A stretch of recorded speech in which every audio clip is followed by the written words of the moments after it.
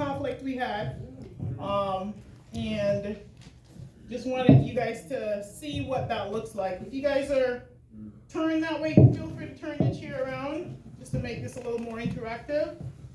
I am Varetta Huggins, and this is my husband, Graeme. Nice to meet you guys.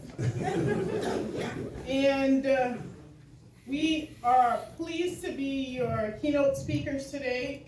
Again, we're doing reconnecting today. So I hope you came here expecting to reconnect with your spouse, or for those who are engaged, with your loved one or your engaged partner, right?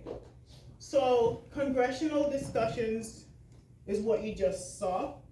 We call it congressional discussion. We live in the DMV area. You guys know what those are. You watch the TV, right? And so we go through those a lot. And how all of this started, I remember my son he wasn't even a year yet. And we were living in, I think it was the Wheaton area. And my grandmother, my maternal grandmother, came from St. Kitts. And she was staying with us for a while. And one day, Graeme and I, we were having one of those moments, or one of those congressional discussions. And we didn't even realize. And she comes in with her Kittitian accent, and she's like, "What y'all doing? I can't believe y'all arguing in front of the kid. That's why this marriage ain't gonna last." So she was like, we're like, "What?" So she just like totally chewed us out in front of her less than a year-old baby. And I remember when she left to go back home to St. Kitts, we're like, do we normally do that where we're arguing? We don't realize it's happening. It just happens. Yeah, we do. Yeah, we do. And so another time it came where we're in a heated argument together. Another congressional discussion, don't even know why it started, who, what, wasn't sure. And in the middle of it, Graeme turns to me and he starts acting like my grandmother. "That's why this marriage ain't gonna last." And his acting skills were so on point that I ended up on the ground falling and laughing. It was so hilarious. Next thing I know, he's laughing too. And it basically diffused a congressional discussion at that point. And then later on, another time it happened, he did the same thing. Next thing you know, I'm doing it, the two of us are doing it at different times. So it became our trigger phrase to diffuse our congressional discussions. So what is a congressional discussion? It's when you're having those moments where you're talking about something, next thing you know, you're talking on top of each other, next thing you know, fingers might be going one way, right? But we've all had them as couples, right? And that's where the conflict starts. And so for us, it's understanding how do you get out of it. And we'll tell you, we still fight, okay? So it's okay. We still fight. It's learning how to fight, right? And learning what to do when you're having those moments, when you realize this is a congressional discussion.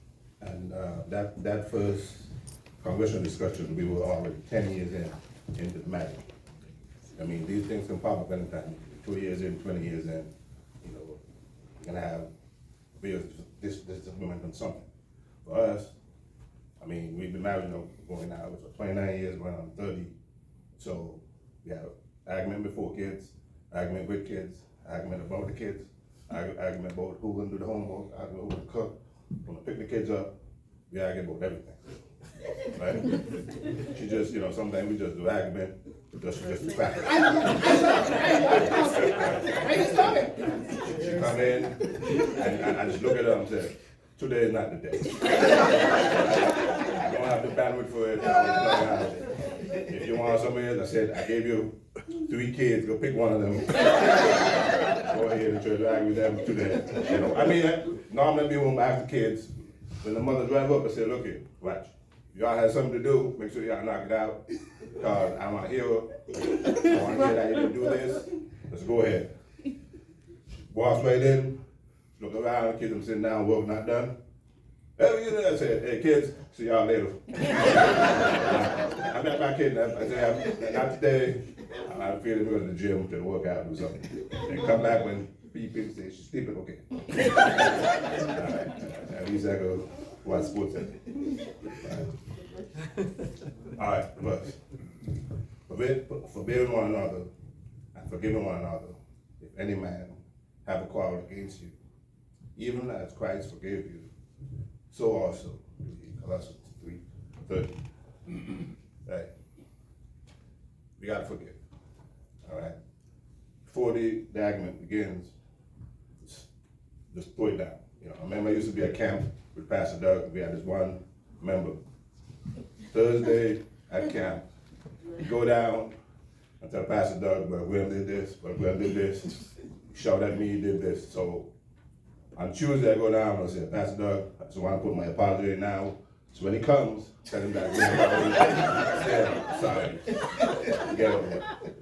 So just remember that you got it back. You have a forgiving heart. Sometimes you have to put one in the back. It's easy to, as I said, you can't take something out of the bank if you didn't put it in. Right? You gotta put some deposits in. You know, guys, if you want to have a nice night, well, just text your wife of the day, you gotta put in deposits. Say, hey, sir, you know, you don't have to go on and say a lot of things. Just rely on her, hey, thinking of you. So you just warm it up until she get home, she busts the door, hey, you bust out in your robe. Say, I'm the king. No, at my house. He's got about 10 rolls. At my house, I'm the king, I just wear robes.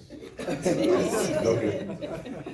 All right, so today we're going to cover 5 C's to resolving conflict in your marriage. The picture you're seeing is the cover of our new book that's about to come out. It's called That's Why This Marriage Ain't Gonna Last, from my grandmother, a practice